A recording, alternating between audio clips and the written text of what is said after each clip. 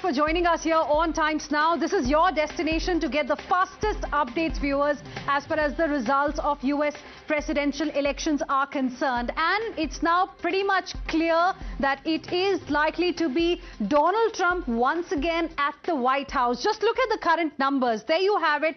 Donald Trump has managed to secure 266 electoral votes. It is a race to 270. 270 electoral votes are needed by any candidate to enter the White House. So if we look at the current projections, then clearly Donald Trump is just 4 electoral votes away from, becoming the president of the United States of America. But a short while ago, we heard the victory speech of Donald Trump as well, where he thanked his family members, his campaign managers, and he also expressed his gratitude and love for Elon Musk, who had really put his might behind Donald Trump as the candidate of the US presidential elections. And now there you can see it's going to be historic. He even said that it has been, extremely extraordinary. There were about 901 rallies that were conducted by Donald Trump. And what's very, very interesting, viewers, is the pattern that we have seen in the swing states. Remember, the key to the White House lies with the swing states. This time there were 7 key swing states. Out of those 7, 3 very important ones have gone to Donald Trump already, and these in fact have led to this difference between Kamala Harris and Donald Trump, increasing the margin that we are seeing right now. Kamala Harris at 218, but there you have Donald Trump at 266 seats. But these are the 7 swing states which were extremely important. First 3 with maximum number of electoral votes have gone to Donald Trump already. Pennsylvania, now it had a huge impact as well as far as the overall elections are concerned. We saw a targeted campaign by Donald Trump in Pennsylvania along with Elon Musk. There were multiple rallies as well in Pennsylvania. It had 19 electoral votes. This has gone to Donald Trump. Then North Carolina, another very important swing state with 16 electoral votes, has also gone to Donald Trump. And the third one is in fact Georgia, which also by the way has got the highest number of Indian American voters. If you look at all these swing states, among them Georgia has the highest number of Indian American voters with 16 electoral votes, has also gone to Donald Trump's. Now viewers, this is unprecedented, and even as the final result is yet to be declared, now we are seeing congratulatory messages pouring in for Donald Trump. He earlier delivered a victory speech, declared himself the winner of the US presidential elections. He thanked Americans. He called Musk a star. Trump, in fact, has retained North Carolina and its 16 electoral votes and electoral delegates. And more importantly, he has wrested Georgia as well from Democrats.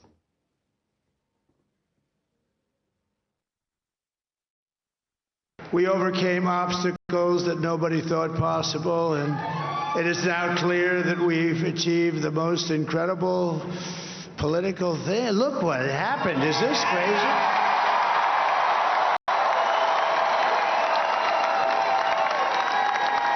But it's a political victory that our country has never seen before, nothing like this. I want to thank the American people for the extraordinary honor of being elected your 47th president and your 45th president.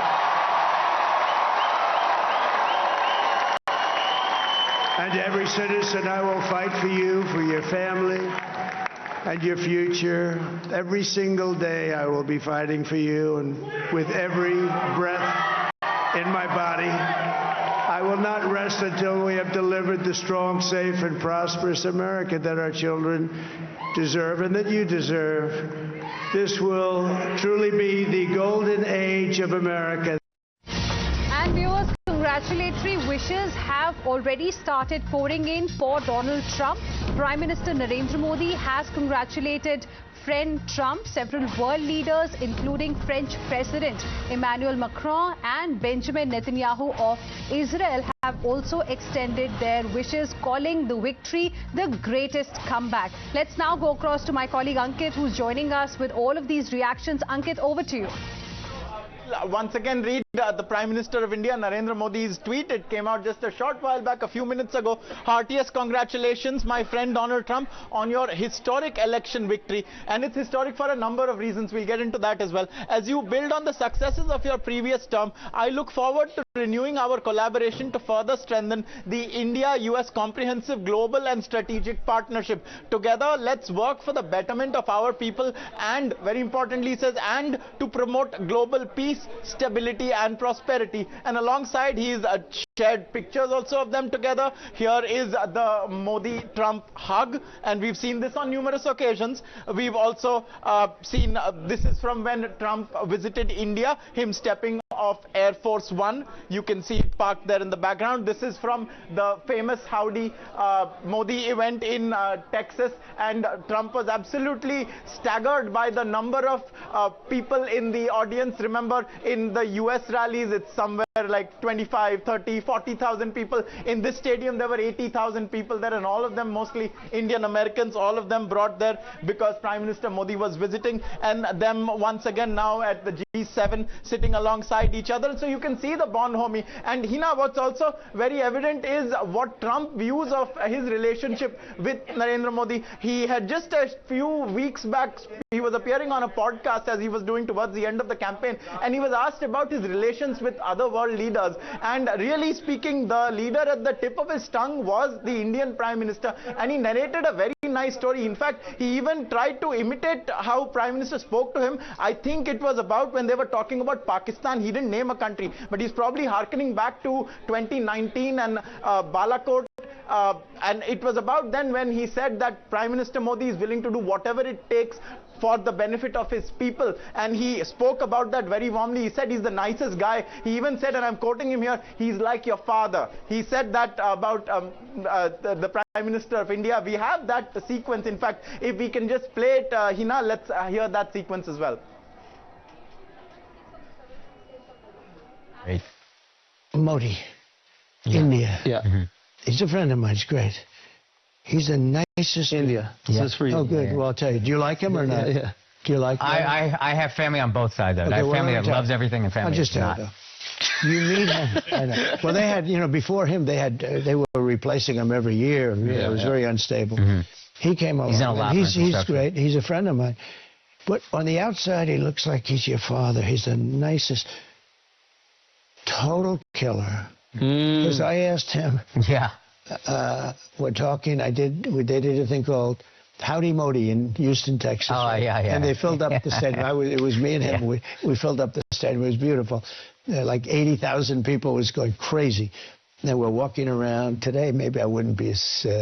Maybe you wouldn't do that. Yeah. But we're walking in the middle, waving to everybody. Anyway, but we have a very good relationship.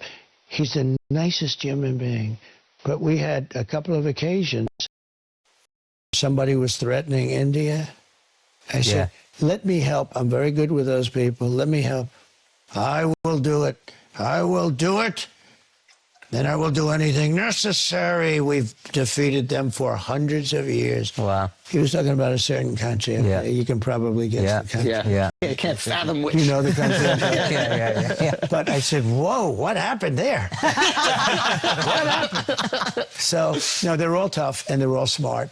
And some are very good people. He's a good person. And now clearly experts believe that in Trump 2.0, once he comes back to the White House, the bond between India and US is expected to get even stronger from the current level. Let me now go across to my colleague Malvika Jain, joining us live at this point in time. Malvika, it's almost clear now, even though if we look at the numbers, Donald Trump is still about like 4 electoral votes away from winning the presidency. Can you tell us a little bit about the mood on the ground? And in your opinion, the key factors, the key 3 or 4 factors that really helped Trump, get this one? Well, the mood on the ground, I'm right outside the White House right now. The security is beefing up. You are seeing there are security vehicles, the police vehicles parked on the left-hand side, and on the right-hand side, there are bikers with police officers just in case they need to, there is any situation, though nothing is likely. The situation is quite calm. President Trump, former President Trump, and maybe now the 47th president as well, has already made his speech of victory. Kamala Harris has said that she wants to wait it out till all the votes are counted, and that she will be making her formal concession speech if she has to, and a hopeful victory speech if she has to tomorrow. She did have a rally, an event here at Howard University, her alma mater, which was cancelled. All the people who were present at that watch party eventually left when President Trump, former President Trump, and the potential 47th president made his victory speech. As far as the factors that are concerned, like you were mentioning, it really seems that with the win in Pennsylvania, Donald Trump is likely to be the next president of the United States. It is very difficult for Kamala Harris to catch up and reach the 270 mark because vote counting in around 8 states is still left, and to really win all of them will be very difficult because Trump has already broken over the blue wall. As they say, blue wall is a stretch of states which typically vote blue, and the Democratic Party wins in those states. But Trump has won in some of those. So we are going to be closely keeping track of all the developments here. But it seems that we have the 47th president of the United States in Donald Trump. We have to still wait for the final counting, though. Well, absolutely.